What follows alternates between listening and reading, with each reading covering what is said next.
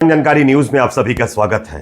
ये जो स्क्रीन पर वीडियो क्लिप आप लोग देख रहे हैं, ये वीडियो बीजेपी शासित राज्य मध्य प्रदेश से सामने आ रहा है, जहां पर लोग सरकार से अपनी मांगों को मनवाने के लिए किस तरीके से नंगे होकर के, नकेड़ होकर के, घुटनों के बल चलते नजर आ रहे हैं, प्रोटेस्ट करते नजर आ रहे हैं। ये आप देख सकते हैं।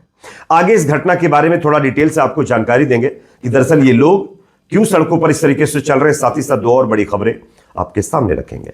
दूसरी बड़ी खबर यूपी के बुलंदशहर से सामने आ रही है, जहां पर एक बीजेपी के नेता को शमशान घाट के अंदर रंग रलिया मनाते हुए पकड़ा गया है। इसका वीडियो भी सामने आ गया है, ये वीडियो भी हम आपको दिखाएंगे। तीसरी बड़ी खबर बिहार से सामने आ रही है, जहां पर बिहार की राजधानी पटना में एक बीजेपी के नेता, जिनका नाम सुरेंद्र केवट बताया जा रहा है, इनको शूट आउट कर दिया गया है, खत्म कर दिया गया है। अफसोस कि इस पर ना मीडिया वाले कुछ कह रहे हैं, ना सरकार कुछ कह रही है। सरकार बीजेपी की है तो बीजेपी के राज में जो भी होता है वो अच्छा ही होता है। खैर, आगे चर्चा करेंगे, उससे पहले एक छोटी सी रिक्वेस्ट है, अगर वीडियो अच्छा लगे तो लाइक जरूर करिए। आपका एक एक लाइक हमारी मेहनत का फल है और हमें इससे मोटिवेशन भी मिलता है, तो प्लीज लाइक जरूर करिए। चैनल पर नए हैं तो सब्सक्राइब करने के बाद बेल आइकन को प्रेस करना ना भूलें। सबसे पहले स्क्रीन पर मैं आपको एक वीडियो दिखाना चाहता हूं, ये वीडियो आप देखिए। दरअसल ये वीडियो बीजेपी शासित राज्य मध्य प्रदेश से सामने आ रहा है, जहां पर बड़े बड़े केंद्रीय मंत्री रहते हैं। शिवराज सिंह चौहान तो कृषि मंत्री हैं, लेकिन कृषि मंत्री रहते हुए उन्हीं के प्रदेश के किसान किस तरीके से अपनी मांगों को लेकर के सड़कों पर घुटनों के बल प्रोटेस्ट कर रहे हैं, जरा पहले वीडियो देखिए, उसके बाद इसकी चर्चा करेंगे। हमारा अधिकार मांगते हैं, हम हमारा अधिकार मांगते हैं, हम हमारा अधिकार मांगते हैं, हम हमारा अधिकार मांगते हैं, हम हमारा अधिकार मांगते हैं। तेरी तानाशाही नहीं चलेगी, नहीं चलेगी, तेरी तानाशाही नहीं चलेगी, नहीं चलेगी। हम हमारा अधिकार मांगते हैं, नहीं किसी से भीख मांगते। हम हमारा अधिकार मांगते हैं। तो ये वीडियो क्लिप आप लोगों ने देख लिया है। ये वीडियो देश के कृषि मंत्री शिवराज सिंह चौहान जी के संसदीय क्षेत्र का है, जहां पर किसान अपने हक की मांगों को लेकर के घुटनों के बल चलने के लिए मजबूर है। बाकी पूरे देश के किसानों की हालत इसी वीडियो से समझी जा सकती है। प्रधानमंत्री मोदी जी का वादा था कि देश के किसानों की आय 2022 तक दुगनी हो जाएगी। 2022 तो निकल गया, 3 साल आगे और हम आ चुके हैं, 2025 में आ चुके हैं, लेकिन ना किसानों की आय दुगनी हुई है, ना किसानों की प्रॉपर तरीके से मांगे पूरी की जा रही हैं, ना किसानों को किसी तरीके की राहत दी जा रही है। और इसी से परेशान होकर के किस तरीके से बीजेपी शासित राज्य, खास करके कृषि मंत्री शिवराज सिंह चौहान के मतलब जो है संसदीय क्षेत्र में किसान किस तरीके से सड़कों पर घुटनों के बल प्रोटेस्ट करने पर मजबूर है, ये आप देख सकते हैं। ये आज हमारे देश की हालत है। लेकिन अफसोस, वो कहावत है ना कि जब राजनीति धर्म के नाम पर शुरू हो जाए तो लोगों के हक की आवाज उठना बंद हो जाती है, क्योंकि लोगों को बेसिक नीड पहले जरूरी है, धर्म बाद में है। क्योंकि जब आपके घर में खाना नहीं होगा, जब आपके पास पैसे नहीं होंगे, जब आपके पास जरूरी सामान नहीं होंगे, तब आपका जीवन नहीं चल सकता।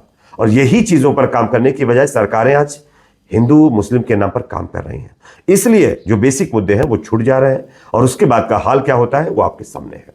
अब बात करेंगे दूसरी खबर की, जो कि सामने दोस्तों यहां पर आ रही है, यूपी के बुलंदशहर से, जहां पर शमशान घाट के अंदर भारतीय जनता पार्टी के एक नेता को रंगरलिया मनाते पकड़ा गया है। लोगों ने जब वीडियो बनाना शुरू कर दिया तो महिला दुपट्टे से अपना चेहरा छिपाती दिखी है, और साथ ही साथ नेताजी पैर पकड़कर माफी मांगने लगे हैं। पहले ये वीडियो मुलाहिजा फरमाइए, उसके बाद इसकी चर्चा करेंगे। सॉरी भैया, मैं तुम्हारे पैर पकड़ रहा हूँ भैया, भैया मैं तुम्हारे पैर पकड़ रहा हूँ भैया, मैं तुम्हारे पैर पकड़ रहा हूँ भैया, बाहर और वाले में वहाँ भैया तुम्हारे पैर पकड़ रहा हूँ भैया, तुम्हारे पैर पकड़ भैया, तुम्हारे पैर पकड़ रहा हूँ ना भैया, भैया मैं तुम्हारे पैर पकड़ रहा हूँ भैया, भैया गलती हो मिल जाओ तो मैं जानूंगा कौन की बहू है। सुन या भगा दे। तो देख लिया ना आप लोगों ने ये वीडियो एक संस्कारी पार्टी के संस्कारी नेता का है। यूपी के बुलंदशहर में शमशान घाट के अंदर ये बीजेपी का नेता है, जो रंगरलिया मना रहा था। कुछ लोग शमशान घाट के पास पहुंचे और उन्होंने कुछ हरकतें देखी तो करीब पहुंच गए। करीब पहुंचने के बाद वीडियो बनाने लगे। जब वीडियो बनने लगा तो बीजेपी के नेता डर गए। जो महिला उनके साथ थी वो भी डर गई और बाकायदा बाद में माफ़ी मांगनी शुरू कर दी। इवन वीडियो बनाने वाले शख्स के पैर तक पकड़ने शुरू कर दिए और कहा कि ये वीडियो मत बनाइए। खैर, इस तरीके से एक संस्कारी पार्टी के संस्कारी नेता खुलेआम इस तरीके की हरकत करेंगे तो सोचिए कि पार्टी का क्या होगा। मोदी जी बड़ी बड़ी बातें करते हैं, कहते हैं कि उनकी पार्टी महिलाओं का सम्मान करती है, महिलाओं के हक के लिए बोलती है, महिलाओं को इंसाफ दिलवाती है। लेकिन आप लोगों ने कुछ महीनों में देखा होगा उन्हीं की पार्टी के कई नेताओं के इस तरीके के वीडियो लगातार वायरल हो रहे हैं। अब इससे आप अंदाजा लगा सकते हैं कि मोदी जी जो दावे करते हैं उनके दावे में कितनी सच्चाई है। अब बात करते हैं एक और बड़ी खबर की, जो कि दोस्तों बिहार के पटना से सामने आ रही है, जहां पर एक बीजेपी नेता को गोली मारकर खत्म कर दिया गया, उनकी हत्या कर दी गई है। मैं आपको स्क्रीन पर खबर दिखा रहा हूं, एनडीटीवी की खबर आप देख सकते हैं। पटना में बीजेपी के नेता है सुरेंद्र केवट, उनको आज खत्म कर दिया गया है। आप सब जानते होंगे पटना में बीजेपी और नीतीश कुमार की सरकार है और इनकी सरकार में डबल इंजन की सरकार चल रही। कुशासन बाबू किस तरीके से काम कर रहे हैं, लॉ एंड ऑर्डर किस तरीके का है, वो आपके सामने है। एक आंकड़ा मैं आपके सामने रखना चाहता हूं।